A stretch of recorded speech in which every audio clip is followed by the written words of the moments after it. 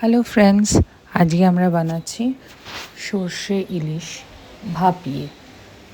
প্রথমেই সর্ষে আর একটু পোস্ত সেম পরিমাণ মতো জলে ভিজিয়ে রাখবো এবং ভিজিয়ে রেখে খুব ভালো করে মিহি করে বেটে নেব।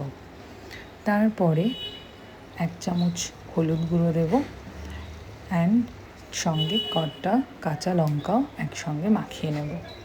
তারপরে কিছুটা সর্ষের তেল দিয়েও সুন্দর করে মাখিয়ে যাতে প্রত্যেকটা মাছ এপিট ওপিট করে খুব ভালো করে মশলা লেগে যায় সেটা দেখে নেবেন।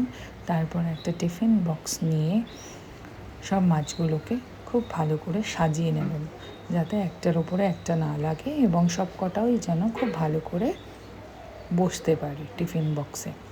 তারপরে জলটা যে বাটিটায় আপনি মাখিয়েছেন সেটা একটু জল ধুয়ে টিফিন বক্সটায় দেবেন এবং পরিমাণ মতন একটু জল দিয়ে নেবেন যতটা আপনার ঝোল লাগবে। তারপর একটু কাঁচা সর্ষের তেল দেবেন আর একটু চিনি দেবেন, ওপর দিয়ে জাস্ট ছড়িয়েই দেবেন, কিছু মেশাতে হবে না। তারপর একটা কড়াইতে একটা র্যাক রেখে জল দিয়ে আপনি টিফিন বক্সটা বন্ধ করে গ্যাসটাকে হাই ফ্লেমে জ্বালিয়ে নিয়ে টিফিন বক্সটা বসিয়ে দেবেন এবং বসিয়ে দিয়ে গ্যাসটাকে কড়াইটাকে ঢেকে দেবেন একটা থালা দিয়ে। বেশিক্ষণ সময় লাগবে না, 20 থেকে 25 মিনিট হলেই আপনি দেখতে পাবেন যে আপনার একটা অ্যারোমা বেরোচ্ছে অলরেডি। তারপরে বন্ধ করে স্ট্যান্ডিং টাইমে রাখবেন 10 থেকে 15 মিনিট।